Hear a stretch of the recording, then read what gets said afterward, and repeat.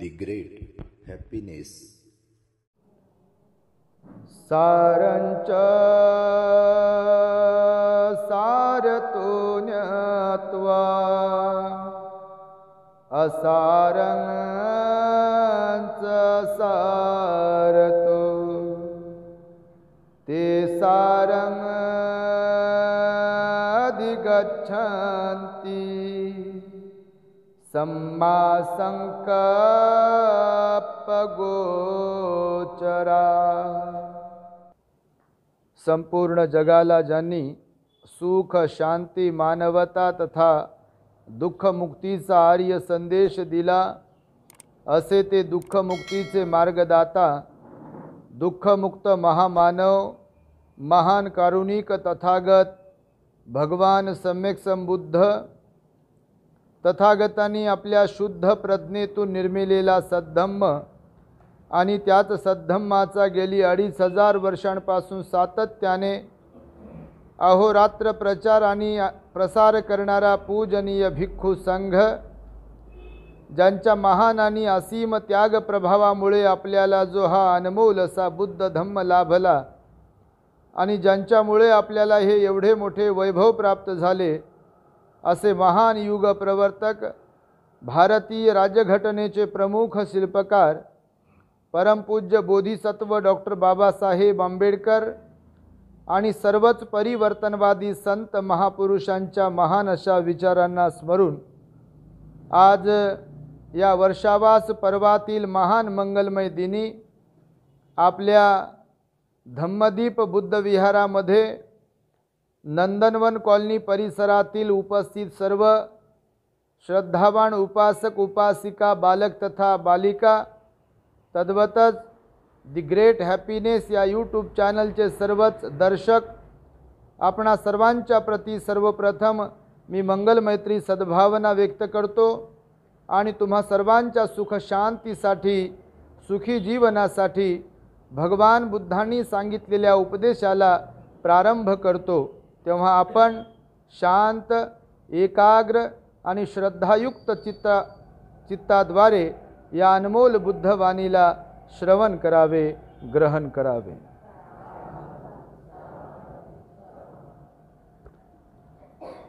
आपण काही दिवसांपासून महामंगल सुत्ताला श्रवण करीत आहात, जे की भगवान बुद्धांनी श्रावस्ती येथील जेतवन विहारामध्ये असताना उपदेश दिलेले सुत्त आहे।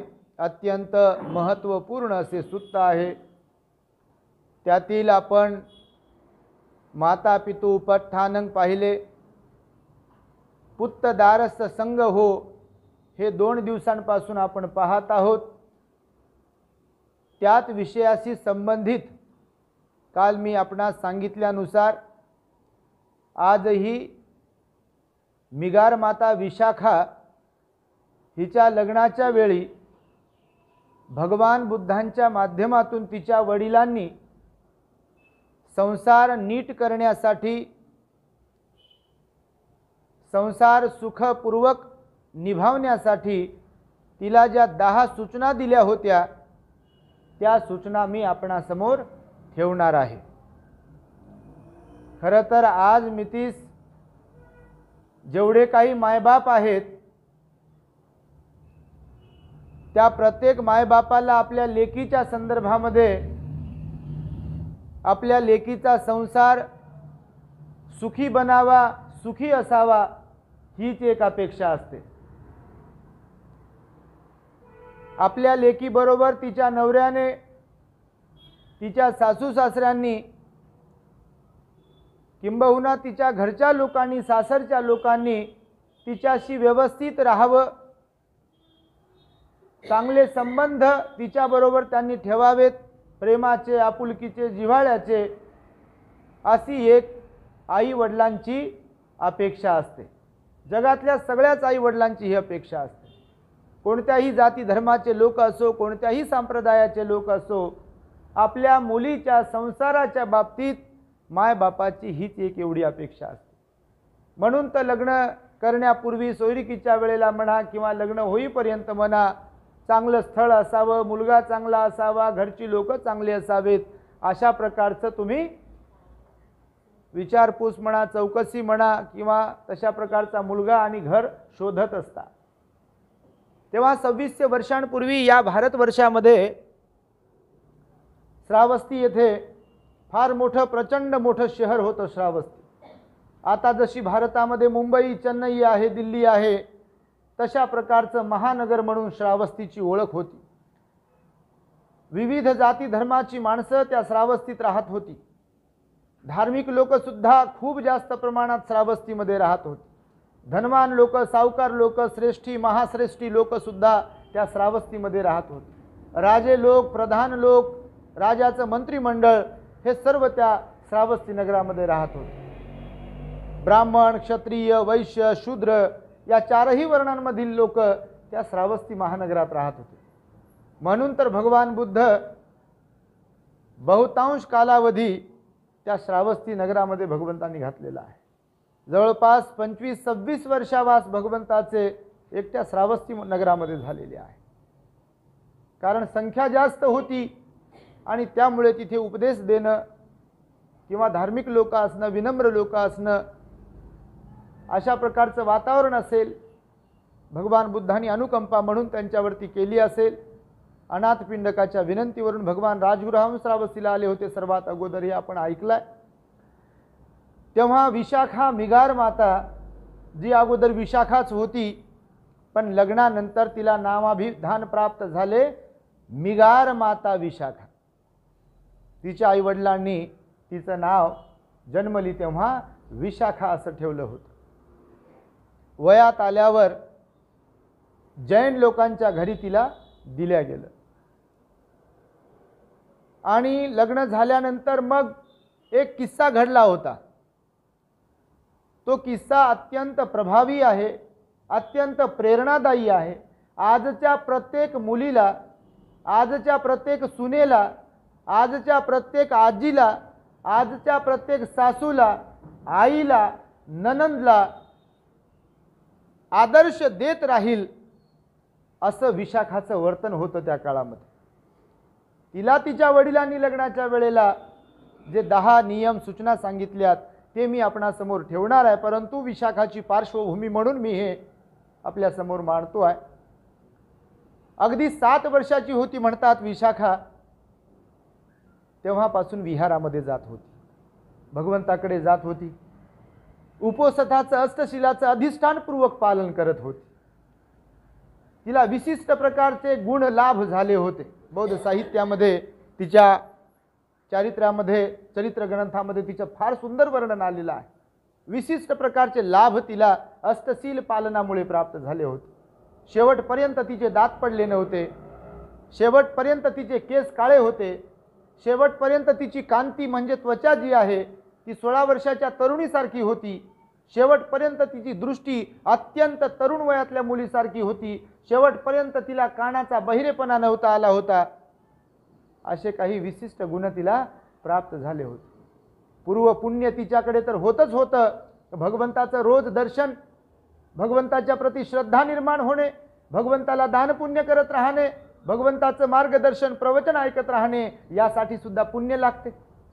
मी आपणास पहिल्या दिवशी सांगितलं की जगभरात असंख्य लोक आहेत. या नंदनवन कॉलनीमध्ये सुद्धा भरपूर लोक असतील, नाही का? किंवा सगळ्याच ठिकाणी भरपूर लोक आहेत, पण प्रत्येकाचेच पाय इकडे ओढत नाहीत.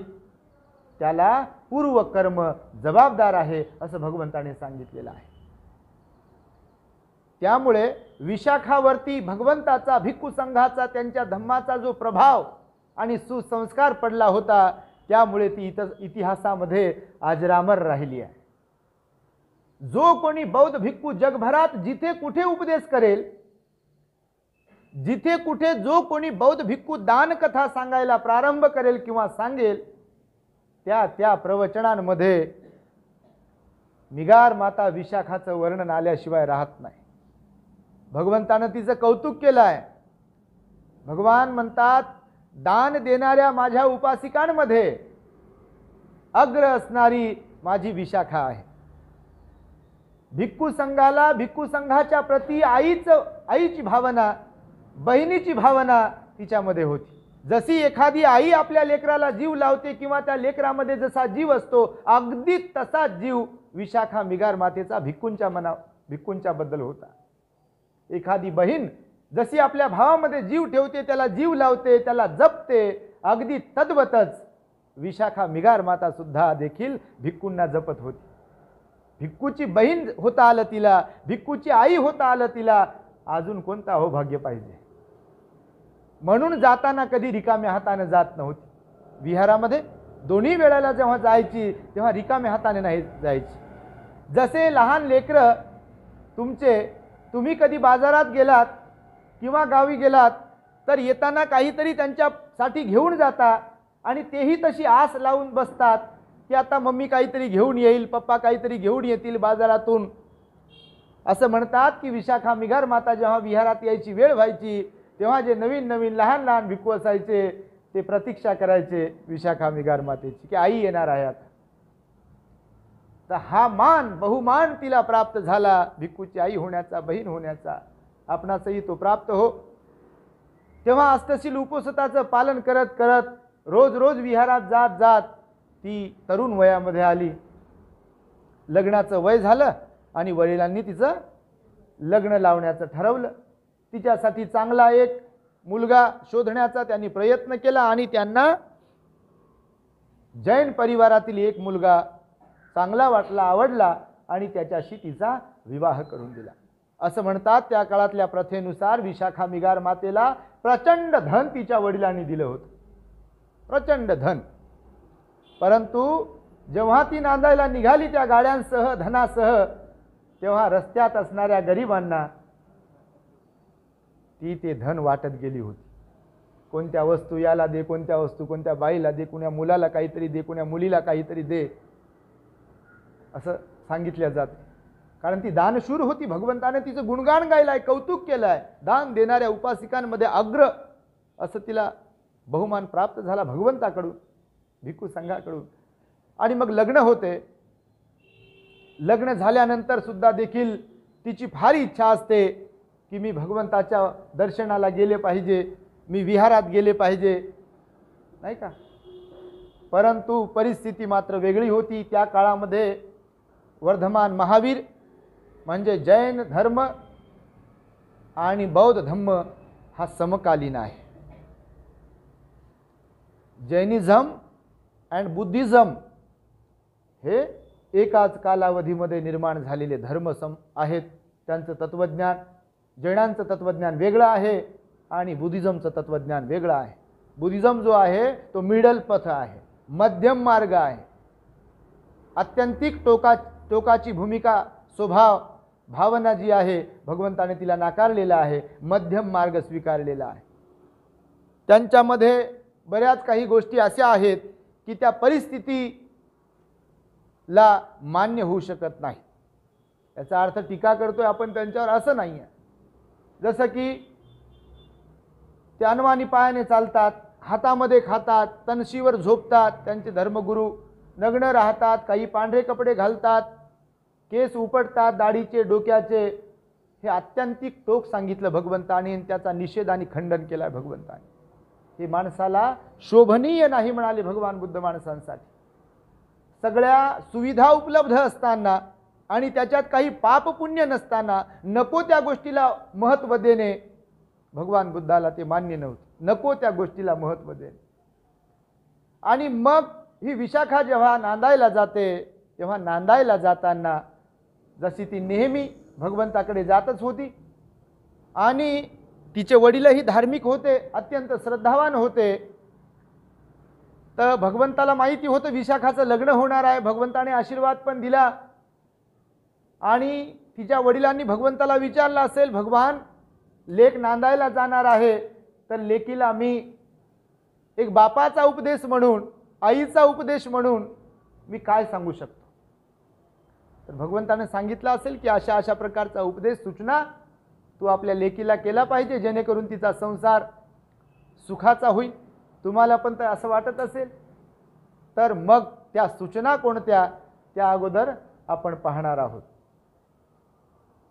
सांगताना मी राहून गेला आहे.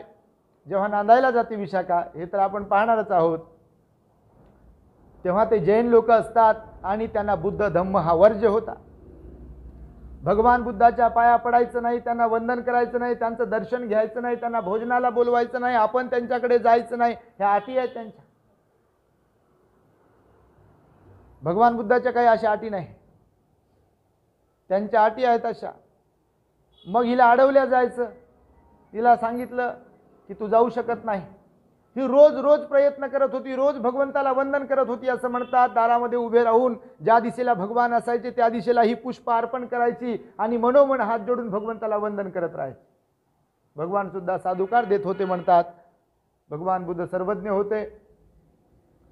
मग हिने मनोमनच म्हणतात की फुलं हातामध्ये घेतले एक दिवस आणि भगवंत ज्या दिशेला होते त्या दिशेला असे फुलं ठेवले आणि तिने वंदन करून भगवंताला मनोमन याचना केली की भगवान आमच्याकडे, माझ्याकडे भोजनासाठी यावे. तिने घरच्या लोकांना खूप कन्व्हिन्स करण्याचा प्रयत्न केला. म्हणतात की एकदा तरी भगवान बुद्धाला बोलवू द्या, भोजनासाठी निमंत्रित करू द्या, आमंत्रित करू द्या. तिचे घरचे लोक ऐकायला तयार नव्हते आणि तिने मग मात्र तगादा लावला, वारंवार एकदा तरी बोलवू द्या, एकदा तरी बोलवू द्या. मग तिच्या घरच्यांनी, सासऱ्यांनी सांगितलं की ठीक आहे, तुझी एकदाची इच्छा पूर्ण करू. त्याच्यावरून भरपूर भांडणं झाले त्यांच्या परिवारामध्ये. म्हणतात तिला सोडण्यासाठीचाही प्रसंग आला म्हणतात. या विषयाला धरून तिच्या सासऱ्याला ती म्हणाली की बघा, तुम्ही जर भगवंताचं मुख बघू शकत नाही असं जर तुम्हाला वाटत असेल तर हरकत नाही, तुम्ही पडद्याच्या पाठीमागे बसा आणि भगवान बुद्ध नेमकं काय बोलतात, कोणावर टीका टिप्पणी करतात का, कोणाला दोष लावतात का, किंवा अजून काही, फक्त ऐका तर. नका पाहू तुम्ही भगवंताला, नका येऊ पुढे, नका घेऊ दर्शन, तुमची इच्छा नाही आहे तर, पण ऐका तर, एवढीच माझी आट आहे. मग असंच घडलं म्हणतात. भगवान आले भोजनासाठी आणि ही भगवंताला भोजन वाढलं हिने श्रद्धापूर्वक. आणि भोजनोपरांत भगवान बुद्ध दानानुमोदन करतात, थोडासा उपदेश करतात, प्रवचन देतात आणि भगवंतानी दुःखमुक्तीचा मार्ग तिथे उलगडला. भगवंताने राग, द्वेष, लोभ मनुष्याला दुःखदायी आपलं जीवन बनवतात, दुःखी बनवतात. अशा प्रकारचं प्रवचन भगवंतानी जे प्रेरणादायी आहे, सार्वजनिक भगवंताचा धम्म आहे, तो तिथे सांगितला. आणि भगवंतानी तिथे जो काही उपदेश केला तो ऐकून मात्र तिचा जो सासरा होता मिगार, त्याच्या मनात भगवंताच्या बद्दल जो डाऊट होता, शंका होती, मिथ्या विचार त्याचा जो भगवंताच्या प्रती होता, संशय होता, तो दूर झाला. त्याला वाटलं की गड्या आपण चुकतोय. आपले गुरुजी काहीतरी आपल्याला भलतंच सांगत होते. भगवान मायावी आहेत, भगवान आकर्षित करतात, मोहित करतात, हिप्नोटाइज करतात, असं सांगितलं गेलं होतं तिला, त्या सासऱ्याला सांगितलं गेलं होतं. पण तसं तर काहीच नव्हतं. भगवान बुद्ध सुखी जीवन जगण्याचा मार्ग सांगत होते.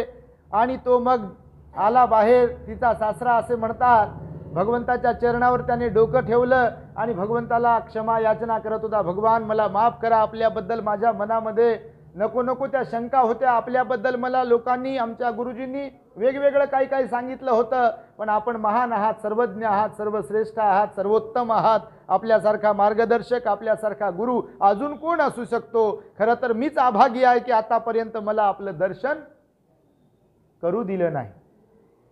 माझ्या सुनेचं मी कौतुक करतो, तिचे उपकार मानतो की तिच्यामुळे मला गुरु भगवान बुद्ध लाभले.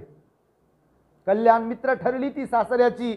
आणि जो सासरा मग भगवंताचा द्वेष करत होता, रागराग करत होता, तो सासरा भगवंताचा उपासक बनला होता. रोज विहारात जाई मग तोही. त्यालाही त्याच्या गुरुजींनी नंतर सांगितलं की तू हे काय करत आहेस, धर्म भ्रष्ट केला. बऱ्याच हिंदू बांधवांना आणि काही लोकांना लोक सांगतात. 2-4 दिवसांपूर्वी एका मुस्लिम भगिनीचा मला फोन आला होता. काल एका हिंदू भावाचा फोन आला होता. कोण माहीत नाही, अननोन लोक आहेत. यूट्यूबवरतून नंबर जातो आपला. आणि ज्यांच्या मनात श्रद्धा जागते, ज्यांना धम्म समजते, जीवन जगण्याचा मार्ग समजते, की ज्यांना वाटते की हे आपल्यासाठी आहे, ते लोक मग खरोखर प्रेरित होतात. आणि ती मुस्लिम भगिनी बोलत होती, आप भंते जी हो? म्हटलं हां. आप कौन बात कर रहे हो? तिने ते नाव सांगितलं. मी सांगत नाही आता, हे डायरेक्ट जाते लोकांकडे म्हणून. आणि मी म्हटलं कैसे क्या कॉल किया, कहाँ से बोल रहे हो, कोई ऑफिस से बोल रहे हो आप? मला वाटलं बा कुठल्या तरी ऑफिसमधून बोलत असेल असं गाडी वगैरेसाठी. तर ती म्हणे भंते जी मैं यूट्यूब पे आपको फॉलो करती हूँ. मतलब अच्छा, तो आप जो भी भाषण देते हो वो हमको बहुत पसंद आता है. हमारे धर्म में, हमारे मजहब में ऐसा कोई सिखाता नहीं. ये करना पड़ेगा, वो करना पड़ेगा, इससे ये खुश होता है, उससे भगवान खुश होता है, इससे भगवान खुश होता है, ये करना जरूरी है, ये नहीं करना चाहिए, ये नहीं करना चाहिए, ऐसा ही सिखाते. लेकिन आप जो सिखाते हो ये लाइफ में हैप्पीनेस कैसे आना चाहिए इसके बारे में बताते हो. हमको तो ऐसा लगता था कि ये भगवान बुद्ध का जो धर्म है या जय भीम वाले जो लोग रहते हैं ये हिंदू ही है. लेकिन अब जैसे ही मैं आपको फॉलो कर रही हूँ, प्रवचन सुन रही हूँ, तो ये बात मेरे समझ में आई कि आपका जो धर्म है ये हिंदू धर्म से अलग है. तर अशा प्रकारची ती प्रतिक्रिया देत होती. तर तिने पण सांगितलं की हम आपको बुला नहीं सकते, ये हमारी मजबूरी है, लेकिन भगवान बुद्ध का धर्म जो है, भगवान बुद्ध का जो तत्वज्ञान है आपके वजह से हमको मिला, तो इसलिए हम आपको शुक्रिया बोल रहे. असं ते म्हणत होते. मला फार आनंद झाला बघा. अशी कोणी पण भगिनी असेल, कारण यूट्यूब आहे, सार्वजनिक आहे, सर्वांच्यासाठी आहे, सोशल मीडिया. तर अनेक प्रकारचे असे लोक आहेत की जे भगवान बुद्धाच्या धम्मामध्ये प्रेरित होतात. तेव्हा 2600 वर्षांपूर्वी जैन धर्मामध्ये असलेला मिगार माता विशाखेचा सासरा जो होता तोही प्रभावित झाला आणि विशाखाला सांगितलं त्याने की तू आजपासून माझी सून नाही आहेस, तर तू आजपासून माझी आई आहेस. आईचा दर्जा तिला दिला, कारण तुझ्यामुळे मला बुद्ध मिळाले असं तो म्हणत होता दररोज. आणि दररोज तिचं कौतुक आणि तिचे धन्यवाद मानत होता. आपण पण धन्यवाद मानले पाहिजे, ज्यांच्यामुळे आपले डोळे उघडतात, ज्यांच्यामुळे आपल्याला हा चांगला मार्ग प्राप्त होत असतो, त्यांचे पण आपण मनोमन धन्यवाद मानले पाहिजे. कारण एवढा महान धम्म आहे, हा जीवन जगण्याचा मार्ग आहे. आपण वाट चुकत असेल तर आपल्याला चांगली वाट, सन्मार्ग बहाल करणारा हा बुद्धाचा धम्म कोणीतरी सांगत असेल तर निश्चितपणे ते आपले कल्याण मित्र असतात. आणि विशाखा मिगार माता आपल्या सासऱ्याची कल्याण मित्र मैत्रीण बनली होती आणि ती आपल्या सासऱ्याची आई बनली होती. बौद्ध साहित्यातच काय, जगभरात मला वाटतं एकमेव असं उदाहरण आहे विशाखेचं की जिच्या नावासमोर सासऱ्याचं नाव लागलंय आणि मिगार माता म्हणजे मिगाराची आई असं नामाभिधान तिला प्राप्त झालंय. मिगार माता विशाखा असाच उल्लेख आहे बौद्ध साहित्यामध्ये. मिगार माता विशाखा, मिगार हे तिच्या सासऱ्याचं नाव होतं. तर अशा प्रकारची ती अतिशय एक आदर्श स्त्री होऊन गेली बौद्ध संस्कृतीमध्ये, बौद्ध धर्मामध्ये, श्रावस्तीमध्ये. तर तिला काय सांगितलं होतं मग? तिनं जे काही तिकडे अट्रॅक्ट झालेले लोक होते तिच्या परिवारातले सगळ्यांना भगवान बुद्धाकडे आणलं, बुद्ध धम्मात आणलं आणि त्यांनी सुखी जीवनाचा आनंद प्राप्त केला. तर आता आपणास मी सांगेल, ही पार्श्वभूमी मुद्दा म्हणून सांगितली, सांगायला म्हणजे राहवत नाही. विशाखाचं नाव जर निघालं, विशाखाचा जर विषय निघाला तर ते पुन्हा पुन्हा सांगावं असं वाटतं. कारण ती अशी एक आई होऊन गेली, अशी एक आजी होऊन गेली, अशी एक स्त्री होऊन गेली की जी एक आदर्श स्त्री आहे. आजही 2600 वर्षानंतर, कालही ती आदर्श होती, आजही ती आदर्श आहे आणि उद्याही ती आदर्श राहणार आहे. जोपर्यंत बुद्ध धम्म आहे तोपर्यंत विशाखा अजरामरच आहे, कारण ती एक आदर्श नारी होऊन गेली. तेव्हा तिचे वडील मग सांगतात तिला नांदायला जाताना की हे बघ बाई, जेव्हा तू सासरी नांदायला जाशील तेव्हा तिथे तुझे वडील नसणार, तिथे तुझी आई नसणार आहे, भाऊ नसणार आहे, बहीण नसणार आहे. अशा परक्या घरी तू चालली आहेस की ज्यांच्याशी आतापर्यंत तुझा काहीही संबंध नव्हता. असतो का तुमचा संबंध काही? तुम्ही पण रिव्हर्समध्ये न्या मांडला आपल्या लग्नाच्या पूर्वी. आणि आजची परिस्थिती पहा आणि लग्नाच्या पूर्वीची परिस्थिती पहा. अनोळखी लोकांना तुम्ही आपलं बनवलं आहे. त्यांच्या घराला तुम्ही आपलं बनवलाय, त्यांच्या लेकरांना तुम्ही आपलं बनवलाय, त्यांची अर्धांगिनी काय तर पूर्णांगिनी झालात तुम्ही. भोजन तुम्ही केलेलं भोजन सगळं घर खाते, घराची साफसफाई तुमच्याकडूनच होते, नाही का, काटकसर पण तुमच्याकडूनच होते, सगळ्या गोष्टी हो, पोरांना संस्कार पण तुमच्याकडूनच दिल्या जातात. जर तुम्ही चांगले असाल तर घराला स्वर्ग बनवू शकता, आणि जर तुमची वाट चुकली, ध्यानावर नसाल तर घराचा नरक झाल्याशिवाय कोणीच रोखू शकत नाही. हे सांगितल्या जाते असं हे खरंच तर आहे. भगवान पण म्हणाले की महिलेचं जे जबाबदारी आहे, महिलेचं जे काम आहे ते घराला चांगलं बनविण्यासाठी, घराला सन्मार्गावर आणण्यासाठी महिलेची जी जबाबदारी आहे तेवढी जबाबदारी पुरुषाची नाही आहे. इव्हन पुरुषाला सुद्धा व्यवस्थित ठेवण्यासाठी, नीट ठेवण्यासाठी जेवढी महिला जबाबदारी आहे तेवढा तो स्वतःही नसतो जबाबदार माणूस. महिलेनं जर मात्र आपली जागा सोडली की पुरुषही बिघडते आणि सारं घरदारही बिघडते आणि लेकरही बिघडतात आणि सगळंच बिघडते. ही घर घर की कहाणी हकीकत असेल तुमची कोणाची, नवा विचार आहे असा काही विषय नाही. तर मग पहिली सूचना, पहिला उपदेश केला मिगार माते विशाखेच्या वडिलांनी की बाई घरातला विस्तव बाहेर देऊ नये. ही एक गोष्ट तुला सांगतो म्हणाले, घरातला विस्तव बाहेर देऊ नये.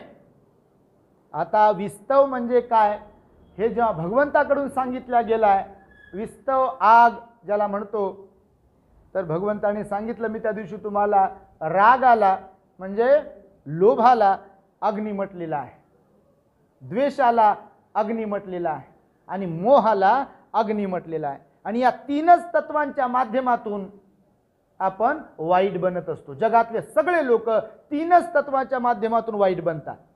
एक तर मनामध्ये लोभ अग्नी निर्माण झाला की आपण वाईट बनायला सुरुवात होते. दुसरी गोष्ट, मनामध्ये द्वेष अग्नी निर्माण झाला की आपण वाईट व्हायला सुरुवात होते. आणि तिसरी गोष्ट, मनामध्ये मोह अग्नी निर्माण झाला की आपण वाईट बनायला सुरुवात होत असते. तर विशाखाला म्हणतो तिचा वडील की बाई घरातली आग बाहेर नको देऊ. तर कोणती आग? तर तिचा वडील म्हणतो की बघ, भांड्याला भांडं लागते, वाद होतात, चुकल्यावर कोणीतरी बोलते, कोणीतरी टोकते. आता कुणाचा स्वभाव कसा, कुणाचा स्वभाव कसा. आता माय थोडी आहे तिथे समजूनच घ्यायला, चुका केल्या तरी. बाप थोडी आहे तिथं की समजूनच घ्यायला. भाऊ थोडी आहे तिथे समजूनच घ्यायला. आता त्यांना वेगळं वाटतं तर ते बोलतीलच तुला. आणि त्यांच्या स्वभावाबद्दल अशा कोणत्या तू बाहेर कोणाला सांगत राहू नको की माझी सासू अशीच आहे, माझा सासरा असाच आहे, माझा नवरा असाच आहे. त्या दिवशी मी तुम्हाला बोललो बघा, पेट्रोलच्या टाक्या आणि रॉकेलच्या टाक्यात घेऊन बसलेले असतात लोक. तुम्ही सांगून तर पहा, तुम्ही सांगून तर पहा. पंख पडलं म्हटलं की ते म्हणतात कावळा पडला. तुम्ही सांगून बापा कधी सांगून पाहू नका. आणि सांगितलं असेल तर त्याचा रिझल्ट काय आलाय ते जरा तुम्ही शांत डोक्याने विचार करा. रिझल्ट तर येतेच लगे. त्या दिवशी सांगितलं मारलंय नाही तर म्हणते गाल तर लय सुजला बापा आणि वळच आले आणि मारलंय नाही. तर म्हणून घरच्या लोकांच्या अवगुणांबद्दल, त्यांच्या दोषांबद्दल बाहेर सांगू नको. कारण जेव्हा त्यांना कधी कळेल नवऱ्याच्या अवगुणांबद्दल सांगितलेलं कधीतरी, कारण जिंदगीभर सोबत राहायचं आहे. आणि कोणते लोक आपल्यासोबत आज चांगले आहेत, उद्या आपल्यासोबत ते वाईट होऊ शकतात. आणि ज्यांच्याबरोबर ते वाईट होते त्यांच्याबरोबर चांगले होऊ शकतात. असं होत असते की नाही. आत्ता सध्या माझ्या अभ्यासानुसार हे महाराष्ट्रात जे राजकारण सुरू आहे, तुम्ही वर्तमानपत्र जर वाचत असाल तर एकमेकांची ब्लॅकमेलिंग करणं सुरू आहे. तुम्ही जर असं केलं तर मी पण असं करेल. त्या दिवशी मी एक स्टेटमेंट वाचलं XYZ बद्दल. दोन लोकांनी एकमेकांवर आरोप प्रत्यारोप केले. त्यांनी सांगितलं मी भंडाफोड करेल, तर ते म्हणाले मग मी त्या घटनेचा भंडाफोड करेल. तर गुपचूप. मग सांगण्याचं तात्पर्य हे आहे की आपण ज्यांना सांगतोय ते कोणीही असो, ते एक दिवस आपला झेंडा मिरवतात. कारण सांगतो मी नेहमी, उकळी फुटली म्हणून समजा सांगितल्या. तर मग विशाखाला सांगितलं की मग घरातला विस्तव बाहेर सांगू नको. जर कधी काही घडत असेल तर घरातल्या घरात मिटवण्याचा प्रयत्न केला पाहिजे. मी कालही सांगितलं की स्वारी जर आपल्याकडे असेल, क्षमा, शांती, शांती पारमिता शिकलो ना आपण. माफी मागणे चूक झाली असेल तर हा गुण जर आपल्याकडे असेल, सद्गुण जर आपल्याकडे असेल तर आपली गाडी व्यवस्थित चालू शकते. म्हणून घरातला विस्तव बाहेर देऊ नको. सांगू नको की माझी सासू अशी आहे, माझे सासरे असे आहे, माझे दीर असे, माझे भाई असे, माझी नणंद अशी, माझा नवरा असा. त्याने तुझ्या संसाराला कुठेतरी गालबोट लागायला सुरुवात होईल आणि लोकांमध्ये तुझ्याबद्दल संशय, गैरसमज निर्माण होईल आणि लोक संशययुक्त नजरेनं घरातले तुझ्याकडे पाहतील आणि तशाच प्रकारची ट्रीटमेंट तुझ्याबरोबर करतील. त्याचा अनुभव तुम्हा कोणाला आला असेल. घरातला विस्तव बाहेर देऊ नये. कारण घरात विस्तव आहे आणि आपल्यात विस्तवानं कोणता फरक पडणार आहे. विस्तव विस्तवावर टाकला काय होते, जाळ सुरू आहे, इथे पेट घेतलेला आहे आणि रॉकेलची पेट्रोलची कॅन ओतली, काय होईल, भडका. असंच तर गणित आहे मग हे भगवान बुद्धांनी सांगितलेलं. घरातली आग जर बाहेर नेली की ते म्हणतात असं असं, अरे बापरे, मी त्या दिवशी सांगितलं 50 वर्ष झाले काहीच झालं नाही बघा, बोट लावलं नाही ना, काहीच नाही. किती भांडणं होतात, काय होतात प्रत्येकाकडे. म्हणून घरातला विस्तव बाहेर देऊ नको म्हणून. दुसरी सूचना केली, बाहेरचा विस्तव घरात आणू नये. आपल्या घरच्या लोकांबद्दल कोणी काही वाईट बोलत असेल, यदा कदाचित त्यांच्या अवगुणांबद्दल कधी बोलत असेल तर त्यांना नेहमीच सांगू नये, अहो ते तर तुमच्याबद्दल असं बोलतात हो, ते तर तुमच्याबद्दल असे बोलतात हो. काय होईल असं म्हणल्यावर? असं म्हणल्यावर काय होईल, बिघडी होईल ना, भांडणाला सुरुवात होईल. तू चालली कशाला तिच्याकडे, इथून सुरुवात होते. मग तू चालली कशाला तिच्याकडे. आणि घरातल्या सिक्रेट गोष्टी, स्वभावात बाबतीतल्या जेव्हा आपण इतरांकडे शेअर करत असतो तेव्हा सगळेच लोक समजदार आणि मार्गदर्शक तत्व सांगतील याची काय गॅरंटी आहे. म्हणून बाहेर कोणी काही बोललाय तर बाहेरच्यांबद्दल किंवा घरातल्यांबद्दल आपल्या घरी येऊन तसं काही सांगू नये. बऱ्याच लोकांना अशी सवय असते, दुसऱ्यांच्याबद्दल फक्त बहिर्मुखी असतो आपण. दुसऱ्यांचं जे काही चांगलं आहे ते सांगत राहायचं आणि इकडे हिनवत राहायचं. तुम्हाला तर जमतच नाही, तुम्ही तर कधीच करचाल, तुम्ही तर कधीच आणचाल, तुमचं कायच होईल, मला काय असंच मरावं लागते काय की वगैरे वगैरे काय काय होत आहे. म्हणून बाहेरचा विस्तव घरात आणू नये. त्यानं सुद्धा मोठे प्रॉब्लेम क्रिएट होऊ शकतात असं सांगितलं तिच्या वडिलांनी. त्यानंतर तिचे वडील म्हणतात देणाऱ्यालाच दिले पाहिजे, देणाऱ्यालाच दिले पाहिजे. म्हणजे परत देणाऱ्याला. आपण ज्या वस्तू वगैरे देता की नाही, शेजारी पाजारी नातेवाईकामध्ये काय काय देता, तर जे परत देऊ शकतात त्यांनाच दिलं पाहिजे. नाही तर घेताडे लोक भेटतात, येऊ द्या, ऊस गोड लागला की ते मुळा सकट खायला कमी पडणार. आपल्या घराचा दरवाजा कधी दाखवणार नाहीत आणि रोज आपल्याकडे येऊ चहा पिणं काय, नाश्ता करणं काय, खुर्चीवर मस्त आरामदायी बसणं काय, आपल्या पलंगावर मस्त बसणं काय. असा तुम्हाला अनुभव येत असेल कधी कधी बघा लोकांचा, नाही का. असे लोक असतात बघा, आजही तसे लोक आहेत की आपल्याकडून घेऊन जात राहतील आणि त्यांना कधी म्हटलं द्या ना, नाही हो आमच्याकडे नाही बघा, का आत्ता तुम्ही म्हणा थोड्या वेळापूर्वी, असे म्हणतात लोक कधी कधी बघा. काही मागितलं कोणाला, ज्यांना तुम्ही नेहमी देता असे काही काही लोक असतात, अहो कालच संपलं पहा म्हणतात, असं गोड बोलतात. तुम्ही काल जर म्हटले असते का नाही तर दिलं असतं. कोणी कोणी म्हणते आत्ताच संपलं पहा, भाजी मागायला गेल, अहो आत्ताच दिली हो मी, संपली.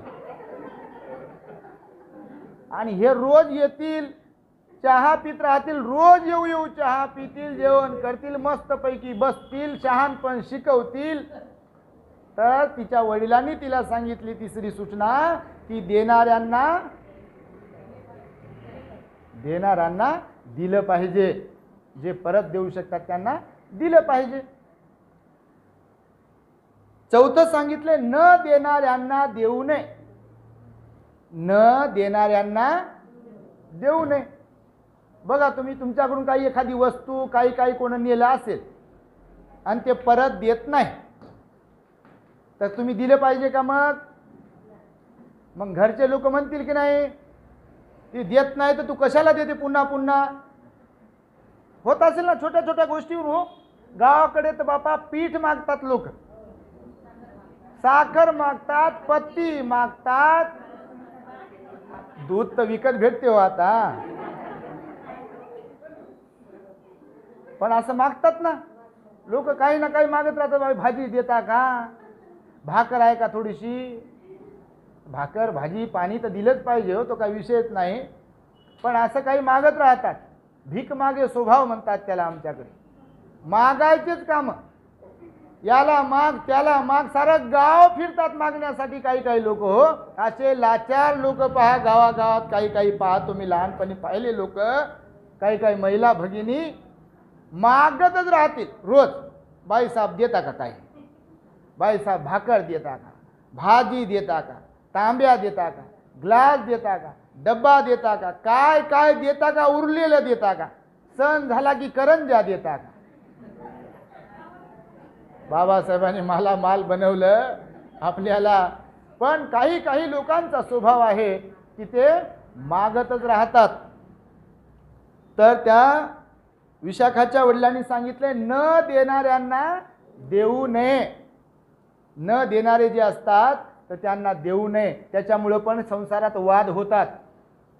बघा, तुम्हाला अनुभव आला असेल, तुम्ही काय काय देत असाल आणि ते परत देत नसतील तर तुम्ही काय म्हणता त्यांना? लगेच घरच्या लोकांना काय म्हणतात घरचे लोक? तुम्हाला देऊ नको म्हणतात, ते परत देत नाही. पैसे दिले आणि परत दिले नाही, लय भांडणं पैशामुळे बापा.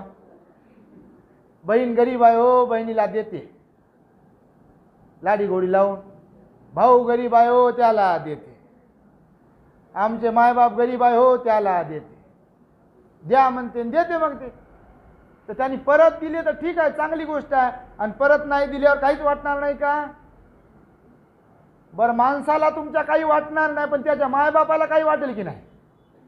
त्याच्यामुळेच तर भांडणं होतात मग. आणि म्हणून विशाखाला सांगण्यात आलेलं आहे की न देणाऱ्याला देऊ नये.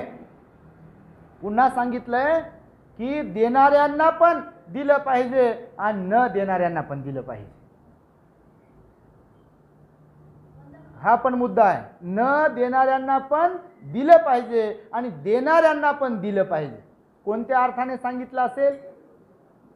देणाऱ्यांना पण दिलं पाहिजे हे या अर्थाने सांगितलं आहे की समजा तुम्ही काही उसणं पासणं करता का नाही, तर काही लोक प्रामाणिक असतात, आपण दिलं की मग ते पण देतात.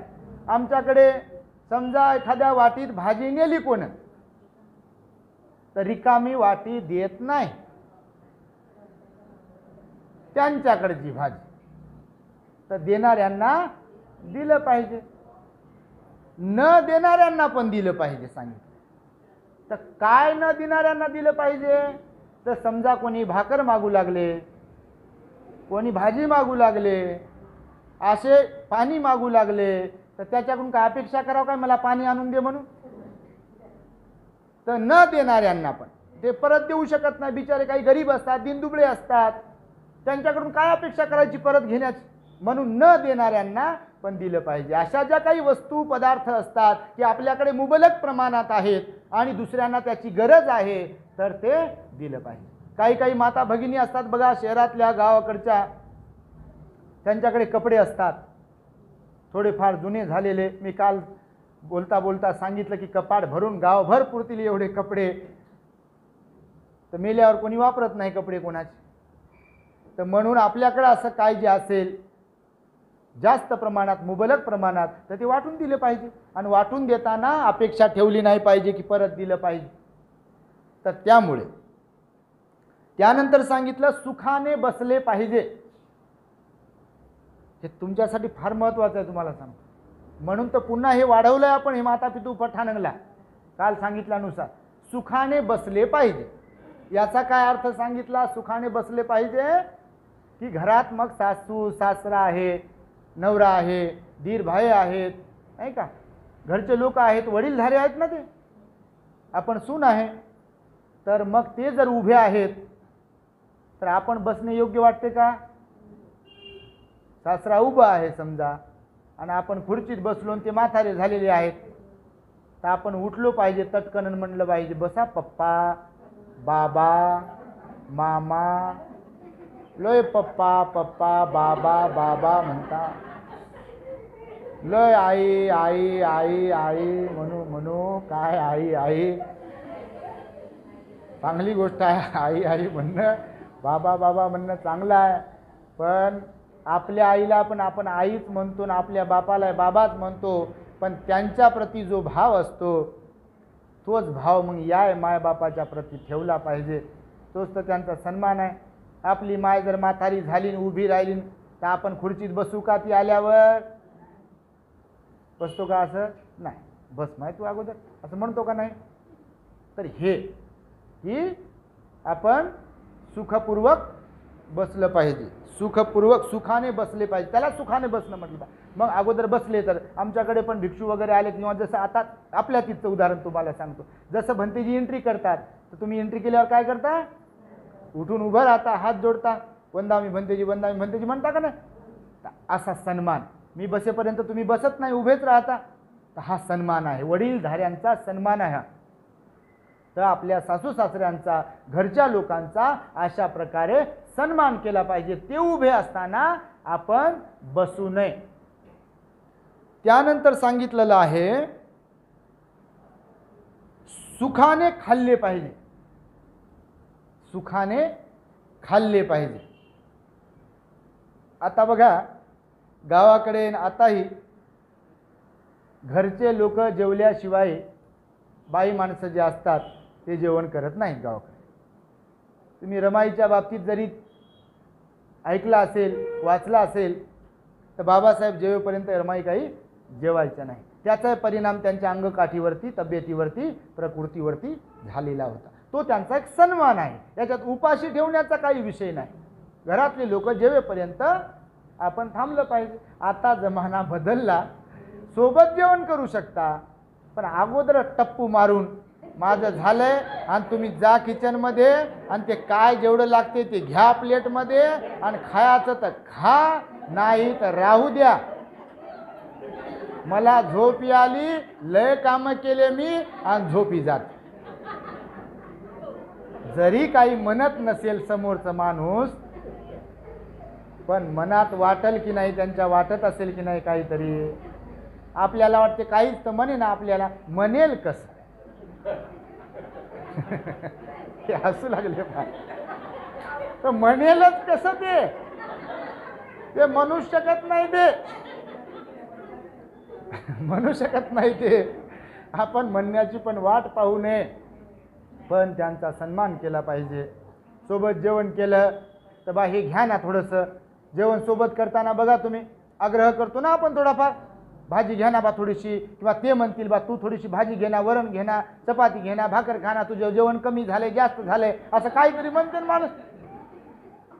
हे अगोदरच टप्पू मारायचे, खाऊन घ्यायचं, नंतर म्हणायचं मला भूकच लागे ना, शरीर तर वाढलंय. खाऊन घ्यायचं अगोदर आणि सगळे काय काय म्हणाले, खा ना खा ना खा ना.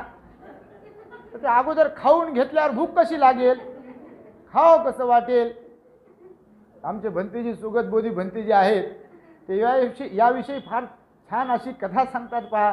माघाऱ्या खायचं, नंतर म्हणायचं भूकच लागली नाही मला. सारे ते म्हणतात, ते मटके राहतात गावाकडे, उतरंडीत मधल्या सगळ्या शेवाळ्या संपल्या, डब्यातलं सगळं तूप आहे संपलं आणि दूध कमी कमी व्हायला, मांजर खाऊ लागलं आणि मांजराच्या नावानं दुसरंच कोणीतरी खाऊ लागलं. ते भंतेजी शिकवतात, चांगली गोष्ट, ते आपल्याला जमत नाही, पण सांगतोय तात्पर्य असं की सगळ्यांच्या सोबत एकटं खाल्लं पाहिजे, काही हरकत नाही. आताची दुनिया बदलली आहे, सगळ्या गोष्टी बदलल्या आता, तर सोबत जेवायला हरकत नाही, पण माघारी मात्र जेवण करू नये. हां, परिस्थिती पाहून ठीक आहे, हो परिस्थिती पाहून ठीक आहे. आता ते गेले ड्युटीला डब्बा घेऊन आणि मग आल्याशिवाय जेवणच करू नये असं भगवान बुद्धानं सांगितलंय, म्हणून तसंच करतो म्हणल्यावर मग मरायची गोष्ट आहे. तर तसं नाही सांगितलं भगवान बुद्धाने, परंतु सगळ्यांनी खाल्ल्याशिवाय जेवल्याशिवाय जेवू नये असं भगवंताचं म्हणणं होतं. याचा अर्थ असा होता की अगोदरच जेवण करून घेऊ नये. कोणालाही वाईटच वाटते, काही काही माता भगिनी असता बा, स्वयंपाक करता करताच सुरू. आणि मग करून झाल्यावर सांगतात, पहा भजे असे झालेत, आजचे भजे लय चांगले झाले. अगोदरच खाऊन घेतले भजे, जे काही झाले तर आजचं लय चांगलं झाले. तर त्याचा अनुमान असा आहे की अगोदरच खाऊन घेतलाय, म्हणून अगोदर खाऊन घेऊ नये. उष्ट खायला देऊ नये. उष्ट पण खायला, उष्ट समजतं ना, गावाकडूनच आले सगळेजण. उष्ट खायला देऊ नये कुणालाही माघारी. घरच्या कोणत्याही लोकांना उष्ट खायला देऊ नये. त्याच्यात एक तर त्यांचा अपमानही आहे आणि दुसरी गोष्ट आरोग्याच्या दृष्टिकोनातून सुद्धा ते चांगलं नाही आहे. त्यानंतर सांगितलं बघा, सुखाने झोपलं पाहिजे. सुखाने झोपले पाहिजे. सुखाने झोपणे म्हणजे काय, तर घरातल्या सगळ्या लोकांना अंथरूण पांघरून टाकून देऊन, घरातले भांडे बिंडे घासून, त्या काय झाडझूड असेल, काय जे असेल ते सगळं करून झाल्यावर झोपाव. बर्तन खरकटेच पडले, त्याच्यावर माशा गुणगुण गेलाल्या, मुंग्या लागल्या त्याच्यावर, त्याला मुंगळे लागले, पाली चालल्या त्याच्यात, त्या ताटावरून उंदरे नाचू लागले, रात्री झोपेतून उठवू लागले. आणि यांचं चाललंय, लय काम केलंय मी, आता मला झोप आवरणा झाली, झोपते. तर सगळे झोपल्याशिवाय झोपू नये आपण. त्याचा अर्थ असा सांगितला असावा भगवंताने की घर बीर सगळं नीट नेटकं करून, ज्याचं त्याला अंथरूण पांघरून टाकून देणं. म्हातारे लोक असतील, त्यांचं औषध पाणी दवा गोळ्या जे काही दिलं की नाही दिलं, कुणाला पाणी प्यायला ठेवायचं का रात्रीला म्हाताऱ्या माणसांना, हे सगळं करणं आपलं कर्तव्य आहे ना, आहे की नाही. ज्याला आहे त्याला आहे, ज्याला नाही त्याला काय आहे. तर मग म्हणून भगवंताने सांगितले सुखाने झोपलं पाहिजे. नंतर सुखाने झोप लागते. काही काही लोक, महिला दचकून नंतर उठतात, अर त्याच्यावर प्लेट झाकायचीच राहिली होती, अर गॅस बंद करायचाच राहिला होता माझ्याच्यानं, लय विघ्न टळलं, नाही तर लय काय काय होत होतं. मग ते सुखाने झोपणं आहे का? मग हे दचकून उठणे सुखाने झोपणे आहे का? तर सुखाने झोपायला पाहिजे. त्यानंतर सांगितलंय अग्नीची परिचर्या केली पाहिजे. अग्नीची परिचर्या केली पाहिजे. तर अग्नीची परिचर्या करणे म्हणजे घरातले पती, सासरा, सासू, दीर, ननंद हे जे लोक आहेत त्यांची सेवा शुश्रूषा केली पाहिजे. त्यांची सेवा शुश्रूषा केली पाहिजे. आपलं कर्तव्य आहे ना. नाही तर मीच आहे का आणि मलाच का, असं जर होत असेल तर मग काय होईल? सुरू होईल की नाही? मग गाडी सुरू होते पटरीहून खाली जायला आणि मग भानगडी वाढतात, कलह वाढतात. यामुळे म्हणून आपल्या घरच्या सगळ्या लोकांची शुश्रूषा केली पाहिजे, त्यांची सेवा केली पाहिजे, त्यांचे हातपाय दाबून दिले पाहिजे, त्यांना काय कमी जास्त आहे ते पाहिलं पाहिजे, त्यांच्या मनातला भाव ओळखला पाहिजे. नाही तर चहा करते का बाई, थांबा थोडंसं 5 मिनिटं, असं म्हणण्यात अर्थ आहे का? ओळखलं पाहिजे. बा या वेळेला चहा लागते तर प्रेमानं करून द्या. काय 5-10 मिनिटं जातील त्याच्यात, पण मनात घर होईल तसं केल्यामुळे त्याचं काय होईल की नाही? घर अपवाद वगळता, याच्यात अपवाद वगळता, कारण सगळेच माणसं, सगळ्या स्त्रिया, सगळेच घरं सारखे नाहीत, याच्यामध्ये सगळेच दोषी असतात असं नाही आहे. पण भगवंताने सांगितलेलं आहे की अशा प्रकारे आपलं कर्तव्य आपण पालन केलं पाहिजे. कधी कधी कर्तव्य पालन करू नये कोणी, सासूरवास करेल आपल्याला, ती गोष्ट वेगळी. पण भगवान म्हणाले आपण आपल्या कर्तव्याची जाणीव ठेवून आपण आपलं कर्तव्य बजावलं पाहिजे. त्यामुळे आपल्या सासू सासऱ्यांची, आपल्या पतीची शुश्रूषा केली पाहिजे, सेवा केली पाहिजे, त्यांच्याशी नीट सगळे कामं त्यांचे केले पाहिजे. त्यानंतर शेवटचा जो पॉईंट सांगितला, सूचना सांगितली की घरातील देवांची पूजा केली पाहिजे. घरातील देवांची पूजा केली पाहिजे, त्यांना नमस्कार केला पाहिजे. आता घरातील देव कोणाला म्हटलाय? मग वडीलधारे माणसं जे कोणी असतील घरामध्ये त्यांना नमस्कार केला पाहिजे. आजही बघा पाया पडण्याची एक प्रथा आहे गावाकडे, इकडे असेल नसेल काय माहीत नाही आम्हाला, पण गावाकडे आहे प्रथा. सासूच्या पाया पडतात, सासऱ्याच्या पाया पडतात, नवऱ्याच्या पाया पडतात, आईच्या पाया पडतात, बापाच्या पाया पडतात. हे पाया पडणं म्हणजे कमीपणा नाही, त्याच्यात त्यांचा सन्मान आहे. पाया पडणं म्हणजे कमीपणा आहे का? पाया पडणं म्हणजे कमीपणा नाही. आपल्यापेक्षा जे श्रेष्ठ आहेत, ज्येष्ठ आहेत, वडीलधारी आहेत, त्यांच्या पाया पडलं पाहिजे. आपण आपलं कर्तव्य आहे, ते कसेही असो, पण आपण वाईट नाही झालो पाहिजे. ते कसेही असो, तो स्वभाव त्यांचा त्यांच्याजवळ, पण आपण वाईट नाही झालो पाहिजे. म्हणून त्यांना नमस्कार करत राहिलं पाहिजे, त्यांना त्यांच्या पाया पडलं पाहिजे. रोज खरं तर मायबापाच्या पाया पडलो पाहिजे.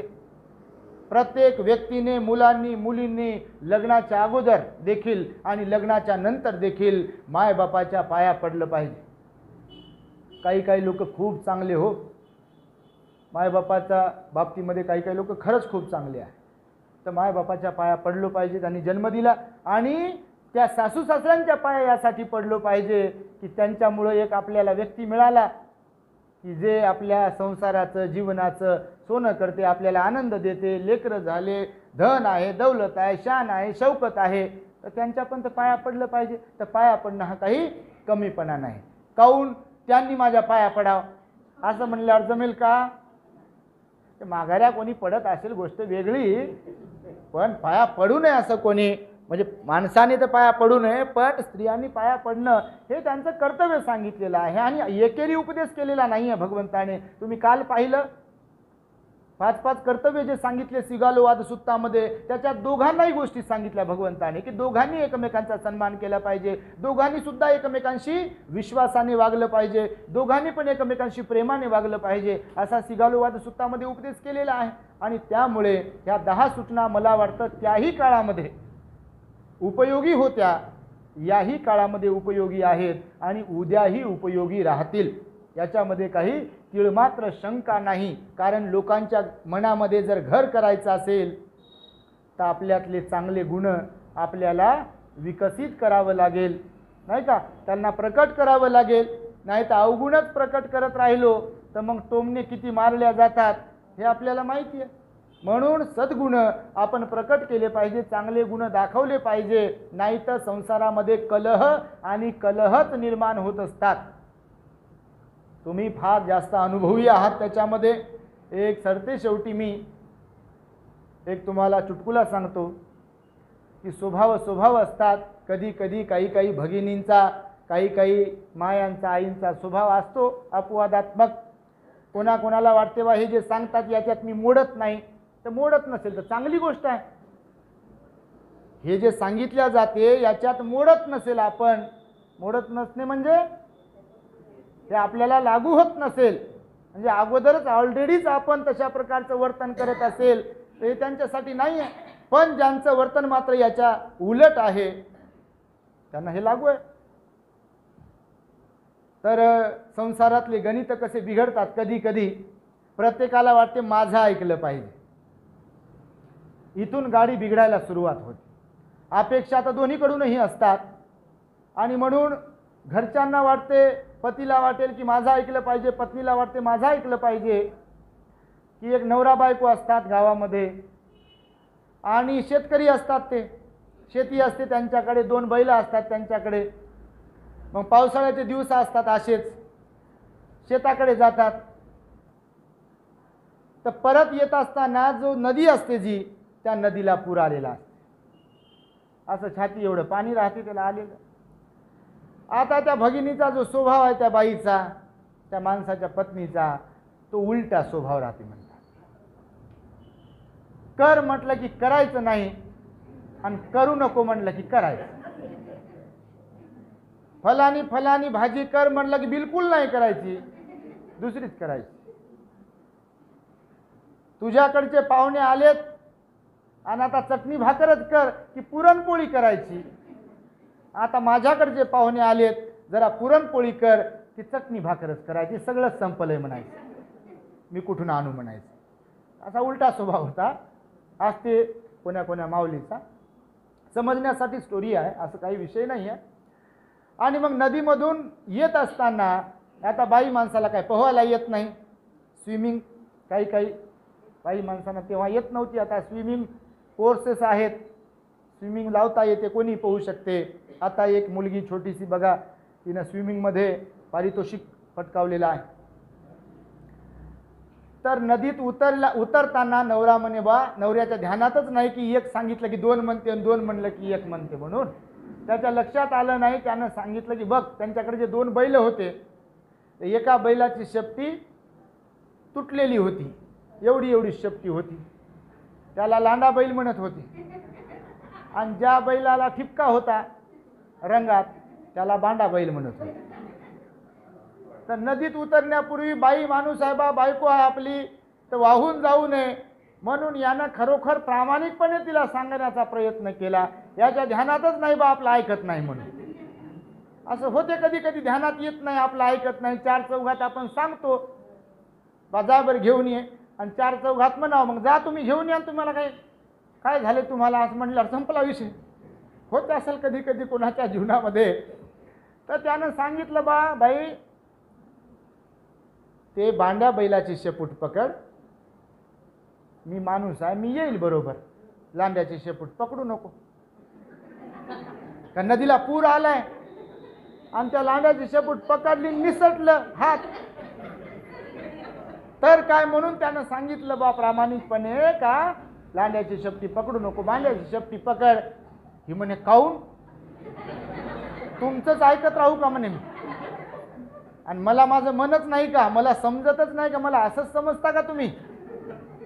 आविर्भावात बोलते माणूस कधी कधी, तर ती पण अशीच बोलली आविर्भावात, मला का असंच समजता का तुम्ही, आणि तुम्ही बांड्याची धरायला सांगता काऊन, मी लांड्याची धरून दाखवील तुम्हाला पलीकडे जाऊ.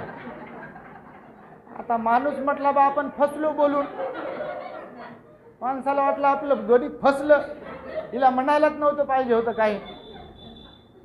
तिनं धरली लांड्याची शेपूट, अर्ध्या नदीत उतरले बा. नदीला पूर आलेला होता चांगला, डोक्या एवढं पाणी असेल, बैलाच्या शेपटीच्या सहाय्यानं पलीकडे जाऊ शकतो असं त्याला वाटलं. अर्ध्या मधात आले धारेत, आणि याच्या पुन्हा लक्षातून गेलं, आणि हा म्हणे बा धरली तर धरली म्हणे लांड्याची शेपटी, पक्की तरी धर म्हणे. हिला तिथं ताव आला, लय लवकर ताव येते काम सांगितल्यावर, काही झाल्यावर. तर ही म्हणे मला का असंच समजता का, तुमचंच ऐकत राहू का, मी धरील नाही तर सोडून देईल मी. ते म्हणे असं करू नको बापा, नदीला पूर आलाय, सोडू नको म्हणे, घट्ट पकड. ते म्हणे काऊन, मी ढिली पकडा. आणि ढिली पकडते, डोक्यात राग असल्यावर ते डोकं तसं वाकडत चालते काय कधी कधी, ऐकायचं नाही तर ऐकायचं नाही. धरलं ढिलं, बैल गेलं निष्ठून, ही गेली निष्ठून, ही गेली वाहत वाहत. हे निघालं बाहेर, आणि बाहेर निघाल्यावर मग हे उलट्या दिशेनं तिला शोधत शोधत वरती गेलं. शेतकऱ्याला विचारू लागलं बा, इकडं बाई वाहत आली का एखादी. शेतकरी विचारू लागले कुठून वाहत गेली, तर ते म्हणे त्या तिथून पलीकडून वाहत गेली.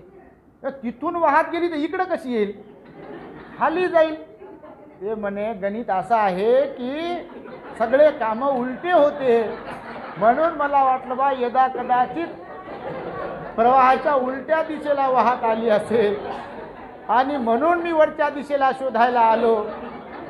तर हे सांगतोय यासाठी की तुम्ही हसावे म्हणून मी सांगत नाही आहे, पण कधी कधी असा स्वभाव असतो.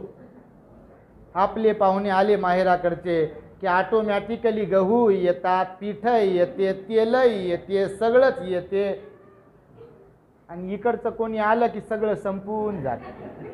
सगळेच तसे नाही, पण काही काही मात्र अपवादात्मक अशा मायमावल्या असू शकतात, असतात. हे म्हणून तर सांगितलं असेल विशाखाच्या वडिलांनी. हे उगीतच सांगितलं असेल का, तर अजिबात नाही. हे जे जे म्हणून काही बुद्धवाणीच्या द्वारे सांगितल्या गेलं आहे ते पूर्णतः सत्य आहे. आणि त्यामुळे ह्या ज्या सूचना आहेत 10, त्या तुम्ही सुद्धा लक्षात घ्याव्यात. लक्षातच घ्यावू नये तर त्या आपल्या आचरणामध्ये आणाव्यात, जेणेकरून त्या आपल्या उपयोगी पडतील आणि आपली बाजू आपण व्यवस्थितपणे आपल्याला सांभाळता येईल यासाठी म्हणून. तर उद्या 7 प्रकारच्या भार्या सांगू शकतो तुम्हाला. भगवान बुद्धांनी सांगितलेल्या हे जे काही सांगतो ते भगवंतानेच सांगितलेलं आहे. हे आपल्या मनचं काहीच नाही याच्यामध्ये. फक्त सांगण्याची जी ढब आहे ती तेवढीच आपली आहे. पण तुम्हाला जे सांगतोय शिकवतोय ती मात्र बुद्धाचीच वाणी आहे आणि बुद्धाचीच वाणी आहे. आणि म्हणून उद्या 7 प्रकारच्या भार्या भगवान बुद्धांनी सांगितलेल्या त्या मी तुम्हाला सांगेल. तेव्हा आजच्या दिवसासाठी हा उपदेश या ठिकाणी संपन्न करतो आहे. या उपदेशाच्या अन्वये तुम्हा सर्वांच्या जीवनामध्ये सुख, शांती, समाधान, आयुष्य, आरोग्य आणि बल तुम्हाला प्राप्त हो. सर्वांचं मंगल हो. भवतु सर्वमंगलं रक्षन्तु सर्वदेवता सर्वबुद्धानुभावेन सदा सुखी भवन्तु ते. भवतु सर्वमंगलं रक्षन्तु सर्वदेवता सर्वधर्मानुभावेन सदा सुखी भवन्तु ते. भवतु सर्वमंगलं रक्षन्तु सर्वदेवता सर्वसंघानुभावेन सदा सुखी भवन्तु ते.